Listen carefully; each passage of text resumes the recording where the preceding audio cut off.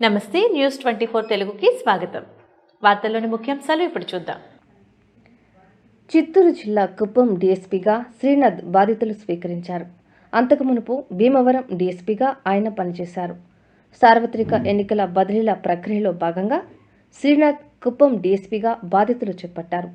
ఈ సందర్భంగా నూతన డీఎస్పీ శ్రీనాథ్కు పోలీసులు, సిబ్బంది, Kuppam RESCO chairman Senthil Kumar, municipal chairman Sudheer, కౌన్సిలర్లు సోమశేఖర్, మణి, రంగన్న, అరవింద్, జగన్ తదితరులు పుష్పగుచ్చాలు అందజేసి ఘన స్వాగతం పలికారు. అనంతరం ఆయన మీడియాతో మాట్లాడారు. కుప్పం నియోజకవర్గంలో శాంతి భద్రతల పర్యవేక్షణ ధ్యేయంగా కృషి చేస్తామని తెలిపారు. అసాంఘిక కార్యకలాపాలకు పాల్పడితే ఉపేక్షించేది లేదని హెచ్చరించారు.